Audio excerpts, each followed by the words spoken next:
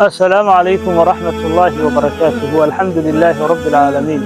وصلى اللهم وسلم على نبينا محمد وآله وصحبه وسلم أجمعين سودوا هذا أصحاب تقالي بارك الله فيكم وجزاكم الله خيرا ما أنت وحي نسوق هذا دونا برنامج نقول دونا تحنه هو إنه بحني وحي كسو إسلامين قرآن كريم برنامج كاسوه كور رمي ديو كسو إسلامي قرآن كدقيسيسا أما أخرسيسا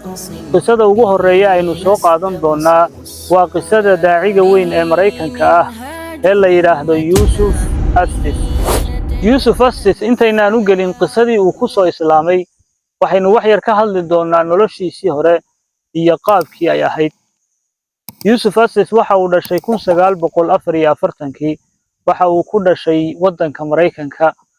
waxa uu ka soo jeeday qoys Masiixiya awoowayaashii waxay ahaayeen niman diinta Kiristaanka naftooda u huray oo kaniisadaha ka shaqeeya waxaanay ahaayeen baadariyiin waaweyn isaguna wuxuu maray wadadii awoowayaashii iyo aabihii intii uu yaraa waxa uu aad u bartay diinta Kiristaanka waxa aanu markii dambe noqday baadari diinta Kiristaanka faafiya waxa uu yiri yaraantaydii waxaan aad u jeclaa miisiga waxa uu miisiga ka tumi jiray kaniisadaha sidoo kale waxa uu ahaa ganacsade ka ganacsada qalabka miisiga lagu tumo isaga iyo aabihii isagoo xaaladaasi ku sugan haddaba sidee ayuu ku soo islaamay sidee ayuu quraanku qalbigiisa u saameeyay mar su'aashaasi la weydiiyay ayaa wuxuu yiri Yusuf Assis su'aasha markii la weydiiyay waxa uu ku jawaabay quraanka kariimka dadka wuxuu ku saameeyaa laba siyood ama waxa uu ku saameeyaa dhageysiga ama waxa uu ku saameeyaa akhriska aniga waxa uu igu saameeyay akhriska 1991 maalin maalmaha kamid ah ayaa aabihii wuxuu ku yiri waxaad la kulmaysaa nin Masriya waxa uu yiri waa si wanaagsan aabihii ayaa ku yiri waliba ninkaasi waa nin muslim ah markaasi ayuu dib u faagtay oo uu yiri la kulmi maayo waayo dadka muslimka wuxuu ka aaminsanaa inay yihiin dad xun dadka laaya oo argagixisa ah aabihii ayaa ka dhaadhiciyay inuu yahay nin wanaagsan oo aad u dabeecad wanaagsan markii dambe wuxuu ogolaaday inuu la kulmo maalinkii uu la kulmayay waxa uu soo xidhay koofiyad ay ku qoran tahay Ciise waa Ilaahay waxaanu soo qaatay Bible-kiisii markii uu ninkii muslimka la kulmay aad ayuu u yaabay waxa uu islahaa waxaad la kulmaysaa nin aad u garweyn oo cumaamadna madaxa ku duuban laakiin nin iska caadiya mariyo caadiya xidhan ayuu la kulmay si wanaagsan ayuu u salaamay su'aalo ayay isweydaarsadeen waxaanu weydiiyay ambiyada gaar ahaan wuxuu weydiiyay nabiyullaahi Ciise calayhi salaam ninkii muslimka ahaa wuxuu ugu jawaabay wax walba waxa sheegaya quraanka kariimka waxa uu yiri waxa uu miiska ii saaray kitaab quraan kadibna waa uu iga tagay kitaabkii quraanka ayuu miiska u saaray laakiin dib ayuu uga faagtay waayo waxa uu yiri waxaan ka cabsanayay inaan akhriyo waayo kiniisadda ayaa waxay nagula dardaarantay inaanan akhrin kitaabkooda waxa uga jeedaa quraanka kariimka inaanan akhrin oo aanan u dhawaanin ayay nagula dardaarantay gaaladu waxay ku dadaalayaan inaanay quraanka dhageysan oo aanay maqlin ilaahay subhanahu wa ta'ala isagoo inooga waramaya ayaa wuxuu yiri وقال الذين كفروا لا تسمعوا لهذا القرآن والغوا فيه لعلكم تغلبون وقال الذين كفروا وحي لهذين كوي قالوا بي لا تسمعوا لهذا القرآن قرآن كاسها دقيسننا والغوا فيه كبوقا لعلكم تغلبون يوسف أسس مركي ضمبه وحاو يسكدين وقرآن كي أخريه كدبنا وحاو كالفري كتابك وحانو كترجنا اللغة إنجليشتا كدبنا وحاو أخريه بسنكي بسم الله الرحمن الرحيم قلبي سايو تابتي الحمد لله رب العالمين ما هذا دني وحي أسقناتي ربك عالم كانوا دن أبوري وعد شبيه هذا الكاس الرحمن الرحيم مالك يوم الدين إياك نعبد وإياك نستعين إله كل جابا نكو عابدينا كل جابا نكو كالمو ويديسنينا اهدنا الصراط المستقيم إله واحد نجوهن ساجد كتوسا اهدنا الصراط المستقيم آياتاسي أي قلبي سحوق ساميسي markuu halka marayo ayuu kitaabkii isku laabay waxaanu xasuustay dardaarankii la siiyay ee ahaa akhrin quraanka kariimka ah waxa uu yiri kelmadaasi ayaa qalbigayga ku soo noqnoqonaysay ihdina as-siraatal mustaqiim ayadoo sidaasi tahay haddana waxa uu ku dadaalayay ninka muslimka ah inuu ka dhigo kristaan maalinkii dambe waxa isku yimid isaga aabihii xaaskiisa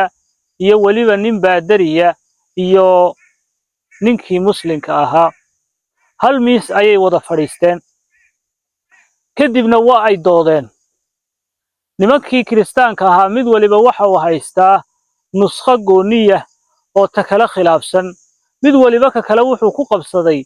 tayda ayaa saxsan iyo tayda ayaa saxsan dabcadayda ayaa ka saxsan iyo tayda ayaa ka saxsan ninkii muslimka ahaa ayuu hal mar eegay waxaana uu ku yiri kitaabkiinu waa imisa nusxadood ama waa imisa dabcadood oo kala duwan waxa uu ku yiri quraanku waa hal mid oo kaliya arrinkaasi ayaa aad u cajab geliyay aad ayaan ula yaabay 1400 oo sano ka hor ayuu quraanku soo degay haddana hal kelmad hal xaraf lagama bedelin waxa uu maalinkii dambe u baxay guriga aabihii daaradiisa meel aanay cidi arkaynin waxa uu yiri halkaasi ayaan ku sujuuday intaan qiblada u jeestay ninkii muslimka ahaa ayaa nooga warramay in muslimku uu maalin walba ilaahay la hadlo oo uu ilaahay toos ula hadlo qiblada iyo salaada ayuu u sheegay waxa uu yiri halkii uu ninka muslimka ay tilmaamay ayaan u jeestay oo qiblada ah kadibna waan sujuuday wax kale maan garanayna waxaan ku ducaystay ihdina as-siraatal mustaqiim to say this one thing. God, guide me. ilaahu waxaad igu hanuunisaa jidka toosan maalinkaasi ayuu go'aansaday oo islaamnimada ilaahay qalbigiisa ku sharaxay waxa islaamay isaga iyo xaaskiisa ninkii baadariga iyo aabihiiba waa ay islaameen yuusuf astis markuu islaamnimada qaatay halkii kumuu joogsan laakiin waxa uu bilaabay dacwad iyo inuu diinta islaamka faafiyo yuusuf astis waxa uu noqday daaci fidiya diinta islaamka waxaana sababkiisa ku soo islaamay dadyow aad u fara badan haddaba qisadaasi waxaynu ka qaadanaynaa cibrooyin 3 ah ugu horeysa waxa weeyaan akhlaaqda wanaagsan qofka inay akhlaaqdiisa wanaagsani ay saameynayso dadkana ay jeclaysiinayso diinta islaamka ninka masriga ee ganacsada ahaa markuu ka sheekaynayo waxyaabaha aadka u saameeyay waxa ka mid ahaa dabeecadiisa wanaagsan qodobka labaad waa cilmi inuu qofku diintiisa barto oo uu aqoon u leeyahay ninka muslimka ah isagoo ganacsada ah haddana wuxuu ahaa nin diintiisa yaqaana oo ay caqiidadiisu dhisan tahay oo aan tashuush lagaga furi karin nimankan uu ilaahay subxaanahu wa tacaala sababkooga